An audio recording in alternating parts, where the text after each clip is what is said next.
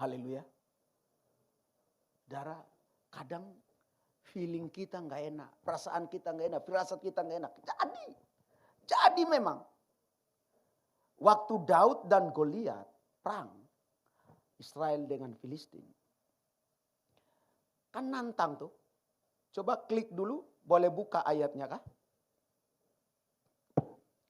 Saya baca aja ya.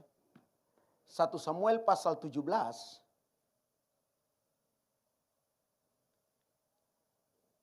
Tidak apa-apa ya Om, sebentar aja. Saya tahu ini jam 1 ibadah toh, jam 3 kurang lebih selesai. 1 Samuel pasal 17 ayatnya yang ke 42 sampai 45. Sampai 50. Ketika orang Filistin itu menunjukkan pandangnya ke arah Daud serta melihat dia, dihinanya Daud itu karena masih muda. Kadang orang lihat kita, hina kita. Iya kan? Berapa banyak kita dihina orang. Lalu orang Filistin itu berkata lagi, anjingkah aku, maka kau mendatangi aku dengan tongkat. Direndahin. Dihina, diremehkan, direndahin. Berapa banyak di antara kita yang karena persoalan, yang karena masalah. Dihina, direndahin. Ya kan? Pula orang Filistin itu berkata kepada Daud, hadapilah aku, maka aku akan memberikan dagingmu kepada burung-burung dan binatang-binatang di padang. Tapi Daud berkata kepada orang Filistin itu apa? Kau mendatangi aku dengan tombak dan lembing. Tetapi aku mendatangi engkau dengan nama Tuhan semesta alam. Allah segala barisan Israel yang kau tantang itu. Dengar. Saat kita direndahkan, saat kita diremehkan, saat kita dihina, saat kita tidak dianggap. Ada Allah yang sanggup akan merendahkannya. Gak usah balas. Ketika kami hadapi masalah, saya bilang ke istri dan keluarga. Jangan ada satu jari pun yang membalas tiap media. Yang berkembang liar dengan menyalahkan kita. Tidak ada yang perlu dibalas. Saya percaya tidak perlu dibalas. Tuhan sendirilah yang akan mengkatupkan mereka. Pak, Bu, jangan pernah balas kejahatan dengan kejahatan. Izinkan Tuhan yang berperkara. Semuanya akan beres.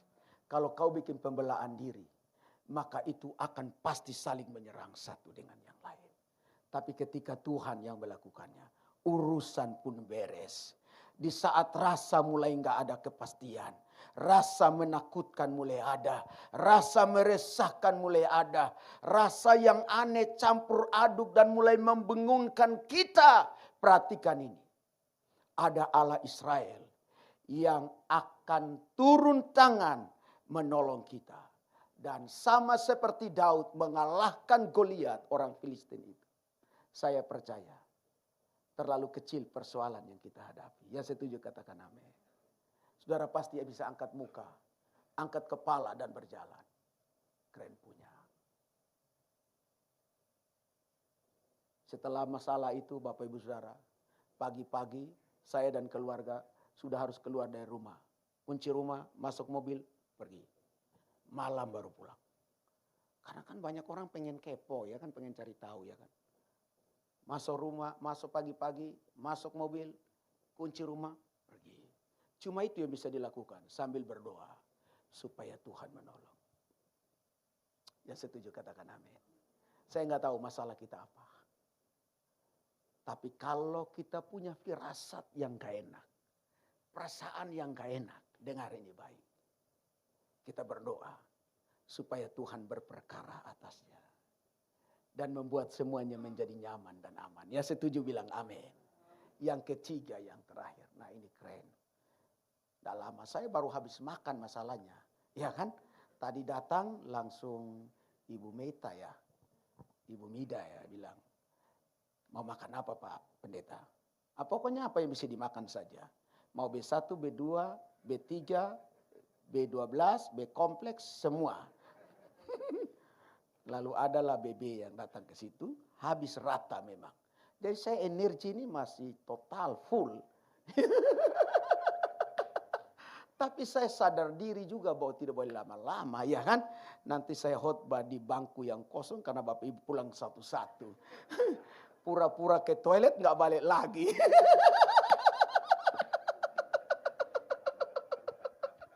Kok Pak Pendeta tahu? Kita kan sama-sama pemain.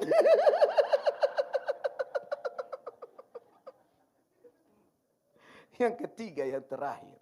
Masih ada Tuhan yang pertolongannya tidak diragukan lagi. Pertolongan manusia kerap masih bisa diragukan. Yang setuju katakan amin. Kadang kita butuh pertolongan manusia. Tapi kadang juga pertolongan itu terbatas. Gak seperti yang kita mau, betul? Ya. Karena banyak yang bisa diragukan dari mereka. Tapi pertolongan Tuhan gak bisa diragukan lagi. Pertolongan Tuhan itu gak ada bandingnya, Pak. Bu, pertolongan Tuhan gak ada bandingnya.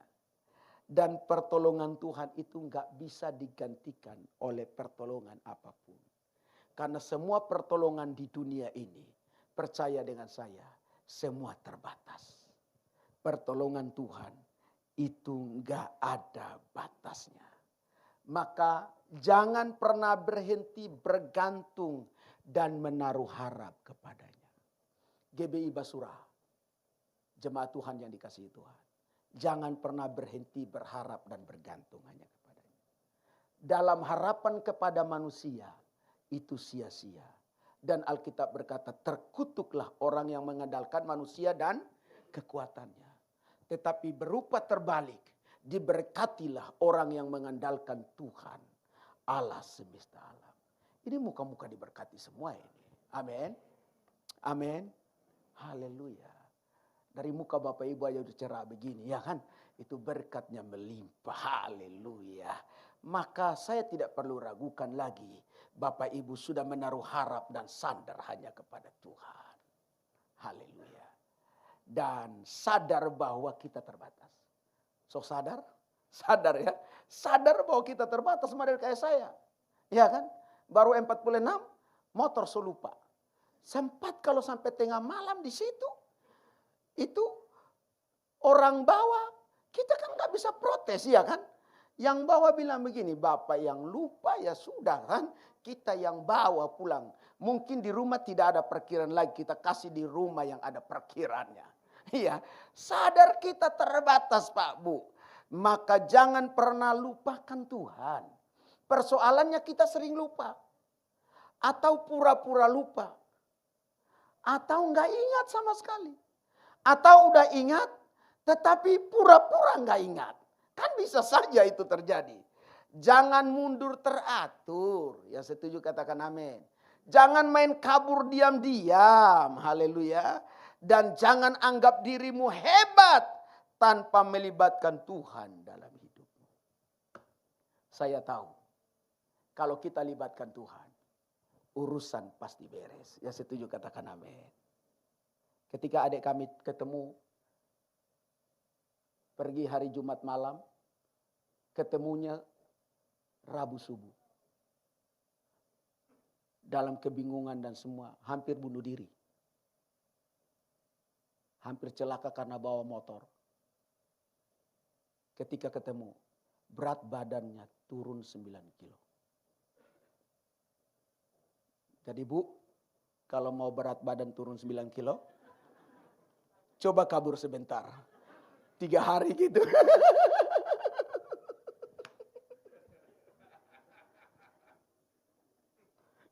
Nah, itu bukan solusi, amin. Tapi lihat, kadang masalah itu buat kita nggak bisa bikin apa-apa, amin. Ya, bapak-bapak lihat ini. Jangan-jangan kalau gua begitu berat badan turun juga. Enggak Pak, enggak harus lewat seperti itu, amin.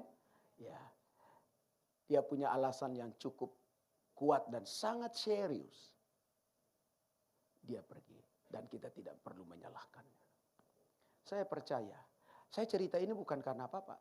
Saya cuma mau bahwa tidak ada persoalan yang terlalu berat bagi kita untuk hadapi. Dan bisa lihat muka orang. Amin. Saya bisa lihat muka Bapak Ibu. Gak tahu pikiran Bapak Ibu setelah saya cerita ini apa. Ternyata adanya pendeta toh. No problem.